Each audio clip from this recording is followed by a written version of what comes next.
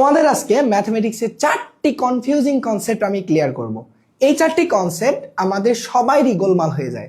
আজকের পর থেকে এই 4টি কনসেপ্ট তোমাদের কোনোদিন আর এলোমেলো হবে না, কোনোদিন আর গোলমাল হবে না। তো আমাদের দেখো তো সেই 4টি কনসেপ্ট কি। একটি দেখো লম্ব কেন্দ্র, ভর কেন্দ্র, পরিকেন্দ্র আর অন্তকেন্দ্র। এই 4টি কনসেপ্ট আমাদের খুবই ভালো করে জানা দরকার, বুঝছো? ধরো আমাদের এখন এসএসসি লেভেল, তারপর ধরো এইচএসসি লেভেল, সব জায়গায় আমাদের এইটা কনসেপ্টটা আমাদের কাজে লাগবে, বুঝছো?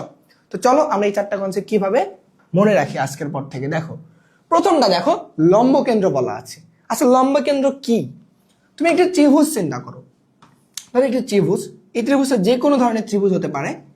কারণ এই ত্রিভুজের দেখো 3টা বাহু আছে, তাই না? এই ত্রিভুজের 3টা বাহু যে আছে তার 3টা দেখো আমাদের শীর্ষ আছে, 3টা দেখো আমাদের শীর্ষ বিন্দু আছে। ধরো এটা হচ্ছে এ, এটা হচ্ছে আমাদের কি বি, এটা হচ্ছে সি। এখন প্রত্যেকটা শীর্ষবিন্দু থেকে তার বিপরীত বাহুর উপর তুমি লম্ব আঁকো। ধরো তুমি এই বাহু এই শীর্ষ থেকে তার বিপরীত বাহু, ধরো এই শীর্ষ থেকে এইখান থেকে শুরু করে তুমি এইখানে একটু লম্ব আঁকলা, বুঝছো? এটাকে তুমি লম্ব আঁকলা। ঠিক সিমিলার ভাবে বি থেকে এসি বাহুর ওপর লম্ব আঁকলা, এটা ধরো আমাদের একটা লম্ব, ঠিক আছে? আবার দেখো তুমি এই সি বিন্দু থেকে এই বাহুর ওপর আরেকটা লম্ব আঁকো। এখানে যদি লম্ব আঁকি, দেখো লম্বগুলো একটা বিন্দুতে আমাদের কিন্তু সেট করছে, কিন্তু সবাই লম্ব, এটা হচ্ছে লম্ব। এগুলো সবগুলো হচ্ছে আমাদের লম্ব বা 90 ডিগ্রি, বুঝতে পারছো? এখন দেখো তিনটা লম্ব রেখা আমাদের একটা বিন্দুতে ইন্টারসেক্ট করছে, আর এই বিন্দুটার নামই হচ্ছে আমাদের লম্ব কেন্দ্র বা লম্ব বিন্দু।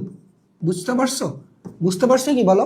যে ত্রিভুজের 3 বাহুর ওপর বিপরীত শীর্ষগুলো থেকে অঙ্কিত লম্বত্রয় যে বিন্দুতে ছেদ করে সেই বিন্দুটাকে বলা হয় লম্ব বিন্দু বা লম্ব কেন্দ্র।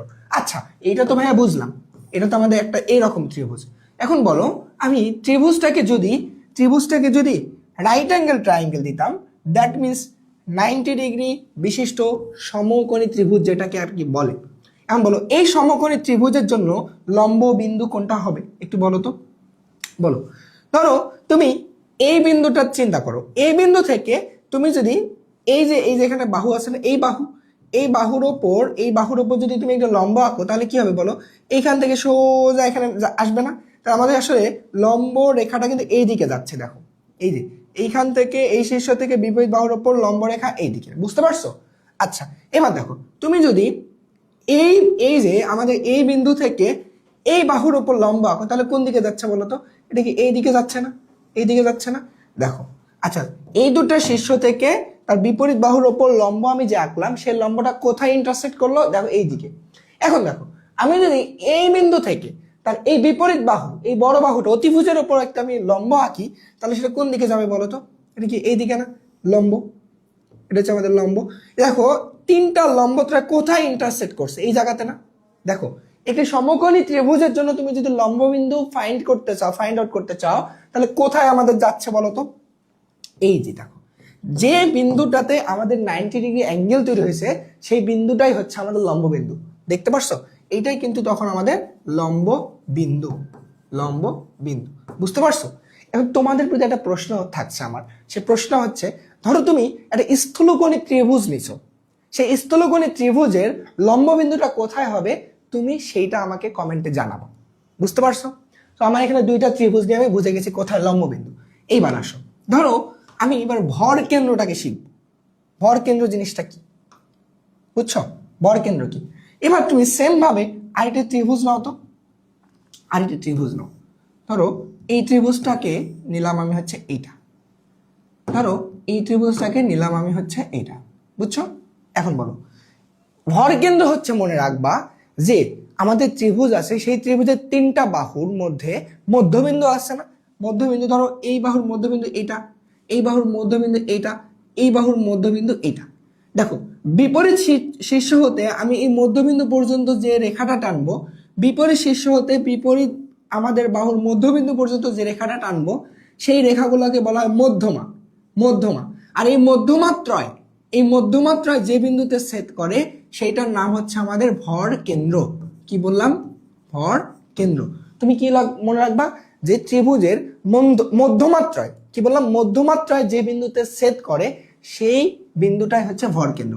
এর প্রত্যেকটা বাহু, এখানে যে প্রত্যেকটা বাহু আছে এই বাহুগুলোর নাম কি বলো? মধ্যমা।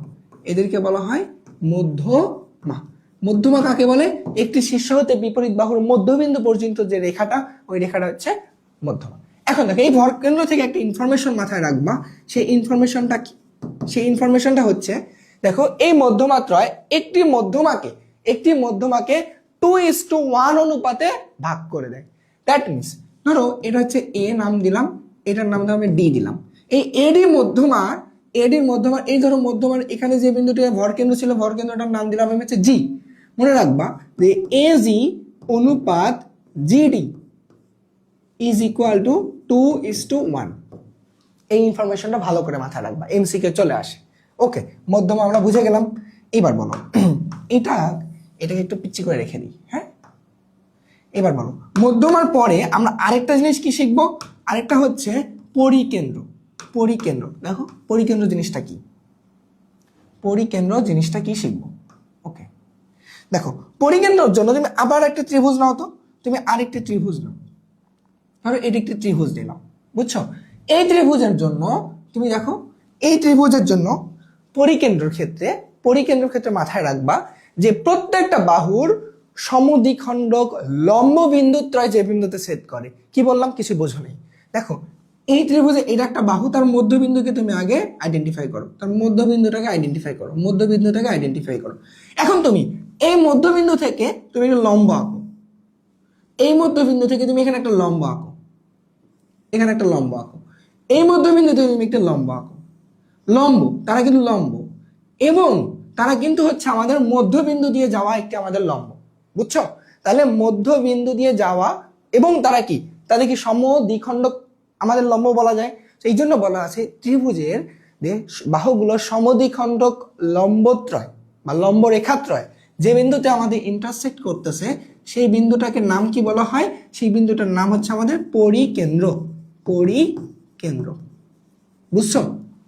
আচ্ছা, এখানে একটা মজার বিষয় হচ্ছে কি জানো? ধরো তুমি এই যে আমাদের পরিকেন্দ্র, এই কেন্দ্র থেকে বিপরীত শীর্ষ পর্যন্ত একটা তুমি ধরো কি রেখা আছে, এখান থেকে একটি রেখা আছে, এখানে একটি রেখা আছে। এই রেখাগুলোকে তুমি যদি রেডিয়াস আর চিন্তা করো, সেই ক্ষেত্রে তুমি যদি এই রেডিয়াস নিয়ে কম্পাস দিয়ে এটা ঘোরো, দেখবা কি তার মধ্যে একটা এইরকম বৃত্ত হয়ে গেছে, যে বৃত্তটা আমাদের ওই ত্রিভুজের 3টা শীর্ষকে টাচ করে গেছে। এই যে বৃত্তটা তৈরি হলো, এই বৃত্তটার নাম হচ্ছে কি? পরিবৃত্ত। কি বললাম? এই বৃত্তটার নাম তখন হয় পরিবৃত্ত। আমরা বলবো পরিবৃত্ত, বুঝছো? এটাকে তখন বলবো আমরা পরিবৃত্ত। আচ্ছা, পরিবৃত্তর আমি ডিটেলসটা একটু বলি। ধরো এখানে একটা বৃত্ত আঁকলাম, এই বৃত্তটার নাম তখন হবে কি বলো? পরিবৃত্ত। ক্লিয়ার? বেসিকটা বলো। হ্যাঁ, ক্লিয়ার।